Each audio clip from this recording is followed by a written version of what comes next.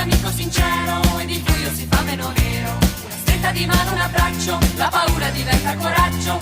Quando il tuo cane ti segue nessuno ti pesta più un piede. Ma se c'è un massimo rischio, fa un fischio che arriva quel super tipo d'amico